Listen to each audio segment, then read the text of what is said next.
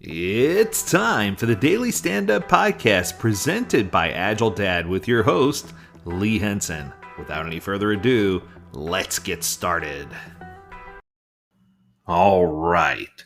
So, I've had a couple of people ask me about team composition.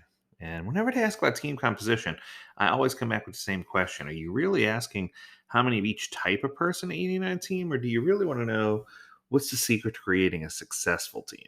And it's interesting because most organizations don't know that they're asking the wrong question.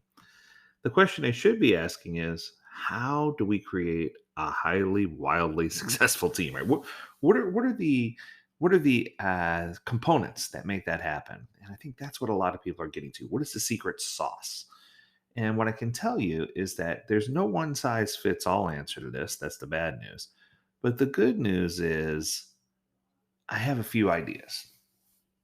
So let's talk right from the top. And the first one is one that you would expect to see. And this has to do with helping team members be happier, helping them understand that they can be happy and giving them permission to be happy. I know that sounds crazy, but I've been in organizations where celebrating was discouraged and it really drove me crazy. But I think that team members who are happier are generally going to be more willing to stick around. They're going to feel like they're part of a larger ecosystem. They're going to contribute more. And I just feel like we need people to be happier in order for us to really have high powered teams. Yes. Another thing that I've noticed is that the more diverse I can make a team members from diverse backgrounds, the better they work together. I know that sounds crazy, but it's true. So we have a big push right now for diversity and inclusiveness and all that good stuff, which I think is amazing. But I think it's also important for us to understand that from the very beginning, I was promoting saying, hey, we need to get people, everyone can't be an introvert, everyone can't be an extrovert. We need to find people who have this behavioral set. We need to find people who understand these skills. And I think that when you start to create these T shaped teams where they have deep knowledge in certain areas, but also cross knowledge that can be applied so that they can talk to each other and learn how to build relationships, I think that those diverse backgrounds are really going to take you a long way. So I'm excited about that. I think that a diverse team is incredibly important. And I think that the more diversity and culture that you have on a team, the better the differences you'll have in views and points of view, which will help you grow and help you learn about better ways to solve problems. Okay. So another one is you want to give teams potential to innovate more often. You want to make sure there's some form or thread for innovation. And I find that in a lot of organizations that innovation doesn't exist. So we need to find ways to, whether it's an innovation backlog or whether it's, my least favorite thing where people set aside or allocate a certain amount of time for people to do innovation. We just need to find a way to make sure the team knows that innovation is not only acceptable, but it's a good thing, right? And if everyone's on the same page, then innovation makes sense, right? Okay.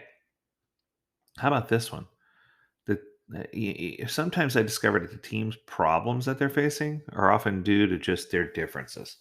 Now, whether those differences are cultural differences or they're from completely different parts of the globe and it's just time zone coordination differences, one of the things that I've discovered is while it's important to have diversity, it's also important to have people who can overcome some of those physical challenges of being from a different area or from doing a certain thing. And I've noticed that, especially as the world around us is kind of in uproar, that this is one that's really, really interesting and needs to be embraced, right?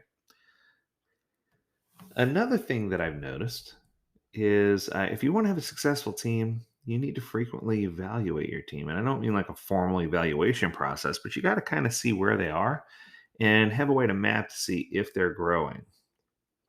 So recently, the Scrum Alliance released a coaching wheel, and as part of the coaching wheel, they talked about assessment. And what I can tell you is this is becoming a renewed focus, which is a good thing. Because I think for a while we had micromanagement, then we went all the way to the other end of the pendulum and had nothing. And now we're just kind of swinging back into place where we could say that there's certain metrics or certain dynamics that we should evaluate, and that's going to help the team be successful, and in turn help the organization be successful. Well, I hope this information was useful to you as always. We encourage you to visit agiledad.com where you can learn more about this topic and others. And don't forget, stay healthy, stay well, stay agile, my friends. Until next time, do take care.